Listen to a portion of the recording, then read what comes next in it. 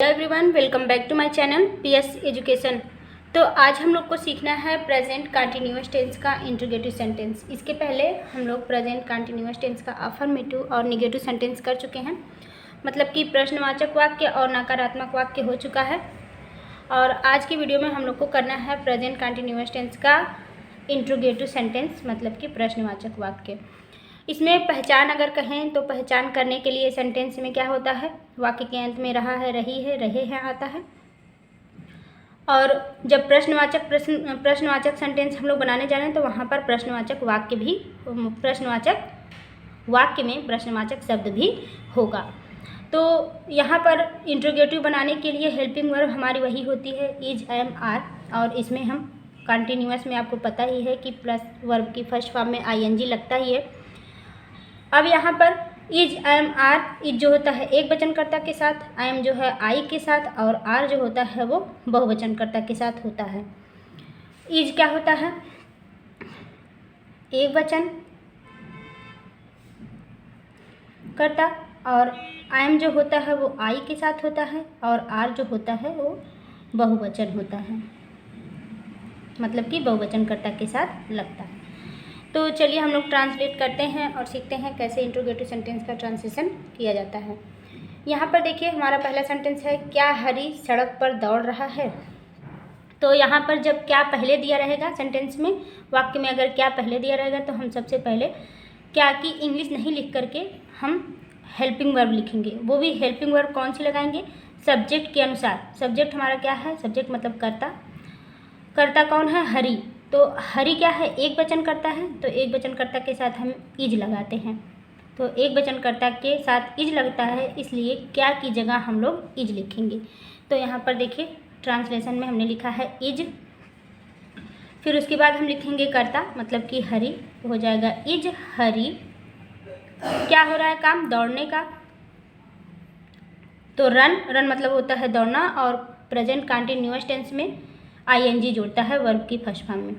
तो यहाँ पर हो जाएगा is Hari running on the road. On the road कहाँ पर, सड़क पर, तो हो जाएगा ऑन द रोड। उसके बाद हम प्रश्नवाचक चिन्ह लगा देंगे। तो हमारा सेंटेंस बनेगा is Hari running on the road, क्या हरी सड़क पर दौड़ रहा है। उसके बाद दूसरा हमारा सेंटेंस है, तुम अपना काम क्यों कर रहे हो। तो यहाँ पर है तुम, अपना काम, और क्यों शब्द अब बीच में आ गया है। जब क्यों शब्द बीच में आ जाता है तब हमें पहले उसकी इंग्लिश लिखनी पड़ती है। तो हम पहले लिखेंगे क्यों शब्द की इंग्लिश वाई। तो यहाँ पर देखिए हमने लिखा है वाई। अब यहाँ पर हमें देखना है कि हमारा कर्ता कैसा है, बहुवचन का। तो बहुवचनकर्ता के साथ हम लगाते हैं आर। तो हम यहाँ पर लगाएंगे बहुवचनकर्ता के साथ आर, तो हो जाएगा वाई आर यू। उसके बाद कर्ता की इंग्लिश लिखेंगे, मतलब कर्ता क्या है, तुम, तो तुम की इंग्लिश हो जाएगी यू, वाई आर यू।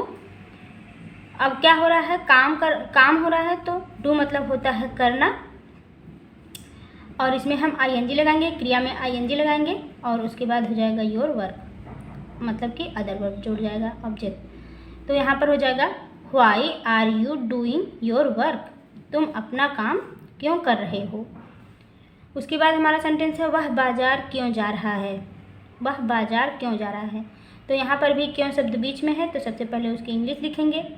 उसके बाद कर्ता है, कर्ता के अनुसार हम, कर्ता एक वचन है तो इज लगाएंगे। फिर हो जाएगा ही, वाई इज ही गोइंग, जाने का काम क्या हो रहा है, कौन सा हो रहा है, ये गो में हम क्या लगाएंगे, आईएनजी। हो जाएगा why are you going to market, तुम बाजार क्यों जा रहे हो। उसके बाद है, सीता किताब क्यों पढ़ रही है। तो हो जाएगा यहाँ पर भी क्यों शब्द बीच में है, तो हम सबसे पहले लिखेंगे वाई, फिर सीता एक वचन है तो लगाएंगे is, why is Sita reading, read मतलब होता है पढ़ना, क्रिया है पढ़ना, इसमें आईएनजी लगाएंगे, तो हो जाएगा रीडिंग द बुक, या फिर हम ए बुक लिखें या फिर द बुक लिखें। तो यहाँ पर एक किताब नहीं लिखा हुआ है, मतलब लिखा है सीता किताब क्यों पढ़ रही है, तो हम लिखेंगे why is Sita reading book, दा नहीं भी लिखेंगे तब भी चलेगा। उसके बाद है, क्या तुम अंग्रेजी पढ़ रहे हो। क्या तुम अंग्रेजी पढ़ रहे हो। अब यहाँ पर क्या शब्द पहले आ गया है, तो हमें पहले क्या किस इंग्लिश नहीं लिखनी होगी, हमें पहले सहायक क्रिया लिखनी होगी, वो भी तुम के हिसाब से। तुम क्या है, बहुवचन है, तो बहुवचन के साथ क्या लगता है, आर लगता है, तो हम पहले लिखेंगे आर। तो हो जाएगा are you reading English, are you reading English, क्या तुम इंग्लिश पढ़ रहे हो। उसके बाद है क्या मोहन खाना खा रहा है, क्या मोहन खाना खा रहा है। तो हम यहाँ पर क्या, यहाँ पर भी क्या है, पहले से वाक्य के सबसे पहले क्या दिया गया है, तो हम इसकी इंग्लिश ना लिख करके हम सहायक क्रिया लगाएंगे।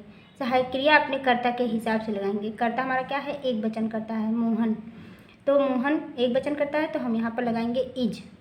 तो हो जाएगा इज मोहन, काम क्या हो रहा है, खाने का, तो क्रिया हमारा है ईट, इसमें लगाएंगे आईएनजी, तो हो जाएगा ईटिंग, और क्या खा रहा है, फूड, तो हो जाएगा इज मोहन ईटिंग फूड, क्या मोहन खाना खा रहा है।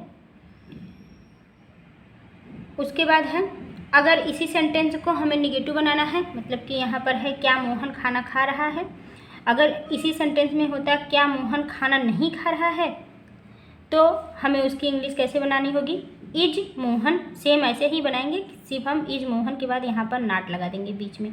तो जैसे देखिए is Mohan not eating food, तो हम यहाँ पर नाट लगा देंगे, तो ये निगेटिव सेंटेंस हो जाएगा।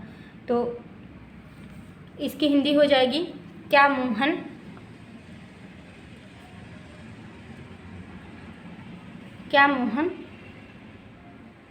खाना नहीं खा रहा है,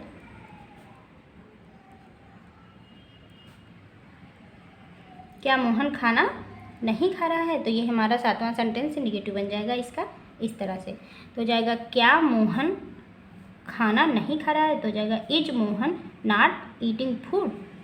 तो इस तरह से हम सबका निगेटिव बना सकते हैं। जैसे यहाँ पर है इज हरी, तो हो जाएगा is Hari not running on the road, why are you not doing your work, why is he not going to market, why is Sita not reading the book, are you not reading English, इस तरह से हो जाएगा are you not reading English.